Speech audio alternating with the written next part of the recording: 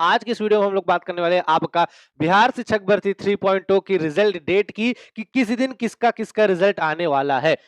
Hello student teachers, एक बार फिर से आप सभी का स्वागत है आपके अपने यूट्यूब चैनल पर जिसका नाम है ट्रेनिंग जंक्शन। जैसा कि मेरे दोस्त आप सभी ने बिहार शिक्षक भर्ती 3.0 का पेपर दिया, पेपर रद्द हुआ, फिर से पेपर हुआ, उसके बाद आपका आंसर की आई, फाइनल आंसर की आई, सब कुछ हुआ, लेकिन अभी तक आपका रिजल्ट नहीं आया था। तो मेरे दोस्त आज की इस वीडियो में हम लोग बात करने वाले हैं आपका बिहार शिक्षक भर्ती 3.0 की रिजल्ट डेट की कि किस दिन किसका किसका रिजल्ट आने वाला है। और इसके बाद मेरे भाई कुछ और बातें हैं जो आपको जाननी चाहिए, तो वीडियो में अंत तक बने रहिएगा। चैनल पे पहली बार है तो चैनल को जरूर सब्सक्राइब करिएगा। सबसे पहले मेरे दोस्त पहले कल का जो न्यूज है, जो नोटिस है, उसको देख लेते हैं, उसके बाद मेरे दोस्त हम लोग जो पूरी बातें उसको करते हैं। तो सबसे पहले यहाँ पे मेरे दोस्त आप सभी ने देख लीजिएगा, यहाँ पे लिखा है टीआरई 3 के रिजल्ट से जुड़ी खबर कि 25 नवंबर से पहले जारी होगा 3.0 का रिजल्ट। क्या डायरेक्ट 25 नवंबर को रिजल्ट आएगा? नहीं मेरे दोस्त, जैसा कि आपको पता है कि जो बिहार शिक्षक भर्ती का जो बीपीएससी रिजल्ट निकालती है वो अलग अलग, मतलब पहले किसी का, फिर बाद में किसी का, फिर किसी का। लेकिन यहां पे इन्होंने एक चीज बोला है कि 1 to 5 का सबसे पहले रिजल्ट आएगा, मतलब सबसे पहले ये लोग पीआरटी का रिजल्ट देंगे 1 to 5, उसके बाद जूनियर 6 to 8, उसके बाद टीजीटी 9 10th और लास्ट में आएगा पीजीटी यानी आपका 11 12th का रिजल्ट। लेकिन अगर मेरी माने ना मेरे भाई, तो इनको रिजल्ट इस तरह ना देकर उल्टा देना चाहिए कि पहले आपका पीजीटी का रिजल्ट जारी करें, फिर टीजीटी का, फिर जूनियर का और उसके बाद पीआरटी का।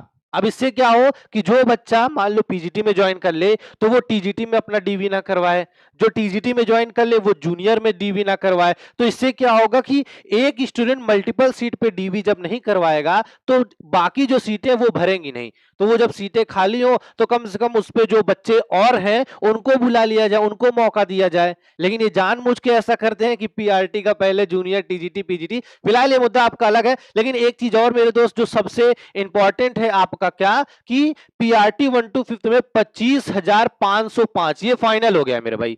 आज या कल में फाइनल आपका रोस्टर आ जाएगा कि 25,505 सीटों में आपका रिजल्ट आएगा। जो पहले सीटें आपकी 28,000 थी, मतलब जो 2500 सीटें कम हुई थी वो सीटें अभी भी आपकी कम रहेगी, उसमें आपका कोई बदलाव नहीं होगा। बाकी टीजीटी और पीजीटी का याद रखना 5 नवंबर, मतलब 5 नवंबर तक सबका आपका रोस्टर आ जाएगा। हेड टीचर का याद रखना, जैसे रोस्टर आया, रोस्टर के कुछ दिनों बाद ही इनका क्या हुआ, आपका रिजल्ट आ गया। लगभग 6 से 7 दिन लगे थे, तो सेम आपका इसमें भी होगा। एक बात और मेरे दोस्त, सप्लीमेंट रिजल्ट के लिए इन्होंने देखो सीधे सीधे आपका क्या बोल दिया है, मना कर दिया है कि भैया सप्लीमेंट रिजल्ट तो हम लोग नहीं देंगे।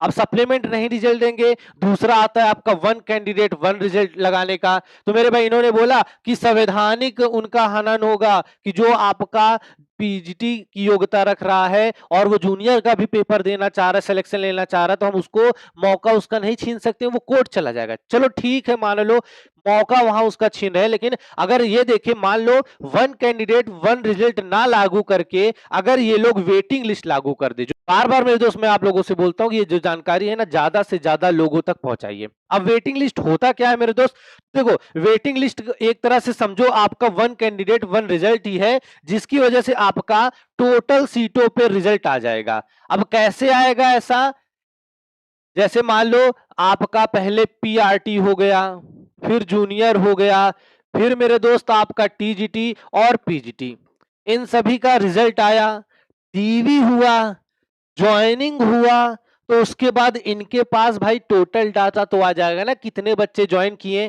कितने बच्चे किस विभाग में खाली हैं, कितनी सीटें कहां खाली हैं। तो ये एक चीज कर सकते हैं, जब इन सब का रिजल्ट आ जाए और ज्वाइनिंग हो जाए, ठीक है, ज्वाइनिंग होने के बाद जो डाटा इनके पास बचे, मान लो 5,000 वैकेंसी का 10,000, और भाई इतनी वैकेंसी तो बची जाएगी, तो उस पे क्या कर दें, ये वापस से रिजल्ट निकालें आपका कट ऑफ कम करके। लेकिन उसके पहले क्या करें, जब ये रिजल्ट देना, रिजल्ट के साथ चाहे पीआरटी हो 1 to 5, जूनियर हो 6 to 8, टीजीटी हो 9 10th या पीजीटी हो 11 12th, इसमें आपके कुछ बच्चों को रखें जो आपका वेटिंग लिस्ट में माने जाएं, ताकि जब इन सब का ज्वाइनिंग हो जाए उसके बाद वापस से रिजल्ट निकालें कम कट ऑफ करके, तो सभी बच्चों का मेरे दोस्त वहां पे मौका मिल सके जो एग्जाम देने गए थे। याद रखना, अगर आपका वेटिंग लिस्ट नहीं लगेगा, अगर आपका वेटिंग लिस्ट ना लगा, क्योंकि आप सभी ने देख लिया है कि 2500 सीटें यहाँ पे आपकी कम हुई है और वेटिंग लिस्ट नहीं लगा, तो मेरे भाई वही मल्टीपल रिजल्ट वाला आएगा, तो आपकी कट ऑफ कहीं ना कहीं आपकी ऊपर जाएगी। मतलब जो कट ऑफ पहले आपकी कम नंबर पे लोगों का हो सकता था, वो कट ऑफ अब आपकी कुछ नंबर आपकी बढ़ जाएगी।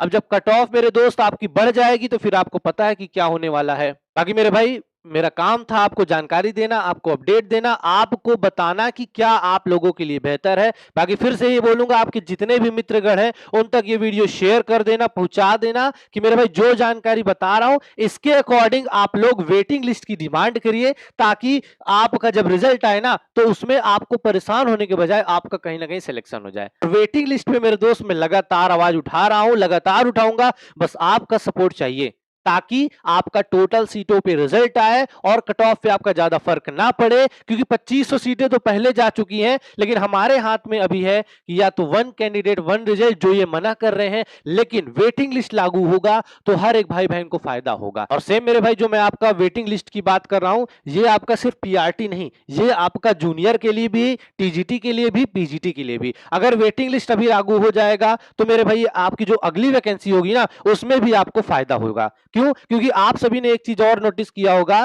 कि जब आपका डॉक्यूमेंट वेरिफिकेशन हुआ, उसके बाद फिर से जब रिजल्ट आया, तो बहुत सारे बच्चों को डॉक्यूमेंट, मतलब किसी के मिसमैच कर रहे हैं, किसी की गलतियां हो रही, तो वहां पे उनको बाहर किया जा रहा। अगर ये वेटिंग लिस्ट दिए रहेंगे तो कम से कम जो बच्चे वेटिंग लिस्ट वाले हैं उनको उस रिजल्ट में मौका दे दिया जाएगा। नहीं, आपने देखा टीआरई 1-2 में आपकी बैकलॉग की भाई 10-10 हजार, 7-7, 8-8 हजार सीटें खाली हुई। तो क्या आपको लगता है ये सीटें आपकी नहीं बनी है? ये सीटें मेरे दोस्त कोई नहीं बनी है। ये आपका जो एग्जाम हुआ था, इन्होंने वन कैंडिडेट वन रिजल्ट या वेटिंग लिस्ट नहीं लगाया, जिसकी वजह से इन लोगों को क्या हुआ, आपका सीटें बची, दोबारा से वैकेंसी निकाल दिए। और ये हर बार ये प्रोसेस चलता रहेगा जब तक इसके लिए कोई आगे नहीं आएगा। और ऐसा नहीं कि मेरे दोस्त मैं वेटिंग लिस्ट की जो आपकी डिमांड कर रहा हूं या मांग कर रहा हूं, ये सिर्फ पहली बार ऐसा हो रहा है मेरे भाई। आपका DSSS भी ले लो, आपका केवीएस ले लो, मेरे भाई लगभग लगभग आपकी जितनी भी अदर शिक्षक भर्तियां हैं, वहां पे आपका वेटिंग लिस्ट होता है। और वेटिंग लिस्ट मेरे भाई होना चाहिए। अब वेटिंग लिस्ट अभी इसलिए नहीं दे रहे, बोलेंगे कि भाई बहुत समय, अरे कहे का समय लगेगा भैया, मशीन से सारा काम होता है, सारा डाटा आपके पास होता है। अब मान लो मैं एग्जाम करवा रहा हूं, मुझे पता है 10 लोग की सीटें हैं, 6 लोग वहां पे सीट ले चुके हैं, सिलेक्शन हो चुका है, तो मुझे तो पता है ना भाई 4 सीट खाली हो गई है। तो 4 सीट पे कितना समय लगेगा वेटिंग लिस्ट निकाल के, बच्चों को डीवी करवा के, उसके बाद ज्वाइनिंग देने में? मैं बोल रहा हूँ, चलो मान लो 1 महीना लगता है, तो वैसे भी आप 4 से 5 महीना तो पहले भी लेट कर चुके हो। पेपर भाई रिजल्ट अगर देखो तो 3 साढ़े 3 महीना लगभग लगभग आपका पूरा सूखा सूखा रिजल्ट लेट करवा दिए हैं। कभी आपका इस आरक्षण को लेके, कभी उस आरक्षण को लेके, कभी ये करके, कभी वो करके। अब तो बहुत अच्छी बात करने की बात हो रही है वेटिंग लिस्ट में। अरे बहुत ज्यादा कितना समय लगेगा? मान लो मेरे दोस्त अगर जैसा ये बोल रहे हैं 25 नवंबर तक आपका सबका फाइनल रिजल्ट आएगा, उसके लगभग 1 वीक के अंदर अंदर इन सब का क्या होगा, इन सब का डीवी होगा। अब डीवी होगा तो डीवी के बाद मेरे दोस्त मान लो बहुत ज्यादा होगा, ज्वाइनिंग में होने में लगभग मान लो 10 दिन इधर से और जोड़ लो। अब ज्वाइनिंग हुआ, इतना सब प्रोसेस हुआ, तो इसके बाद तो कोई मेरे दोस्त आपका ज्वाइनिंग लेने ही आएगा। चलो मान लो 1 महीने का समय देते हैं कि किसी को ना पता चले कि भाई मेरा रिजल्ट में नाम है, ज्वाइनिंग है कि नहीं है, तो चलो मान लो 1 महीने का समय हो गया, हमने इनको 1 महीना अतिरिक्त दे दिया, तो बहुत ज्यादा मान लो जनवरी पूरा क्लियर होगा, तो उसके बाद जो सीटें बच जाएंगी, मैं ऐसे बहुत ज्यादा बोला भाई, अगर बहुत ज्यादा समय लगा तो उसके बाद वापस से कुछ नहीं, जो वेटिंग लिस्ट वाले बच्चे हैं उनकी लिस्ट जारी करवा के, उनका डीवी करवा के, उनको मेरे भाई जॉब दे दें। क्योंकि याद रखना, सीटें खाली रहेंगी, तो इस पे हम लोगों को बात करनी है, आप लोगों को भी मेरे दोस्त इस पे बात करनी है। क्योंकि अगर ये चीजें हो गई तो हो सकता है आपकी कट ऑफ कुछ कम रह सके, नहीं तो कट ऑफ मेरे भाई आपको दिख रही होगी कि किस हिसाब से आपकी आगे जाने वाली है। ठीक है, बस मेरे दोस्त मेरे सिर्फ एक बात मान लो, जितने भी आपके भाई बहन, जितने भी आपके मित्रगण बिहार शिक्षक भर्ती 3.0 का पेपर दिए हैं, उन तक ये वीडियो शेयर कर देना, एक भी लोगों को छोड़ना मत। जिस ग्रुप में ऐड हो वहां तक शेयर कर देना। ये वेटिंग लिस्ट वाले देखो मेरे भाई, मैंने आपको पूरा फैक्ट के साथ क्या क्या हो सकता है पूरा इसलिए आपको बता दिया है। बाकी मुझे पता है आप समझदार हैं, क्या आप लोगों के लिए बेहतर है, क्या अच्छा हो सकता है, क्या सही हो सकता है, उसका निर्णय आप खुद ले सकते हैं। ज्यादा से ज्यादा लोगों तक ये जानकारी पहुंचनी चाहिए ताकि ज्यादा से ज्यादा लोग इस पे बात करें। बाकी मेरे भाई ऐसे ही महत्वपूर्ण अपडेट समय समय पर पाने के लिए अपने चैनल ट्रेनिंग जंक्शन को जरूर सब्सक्राइब करें।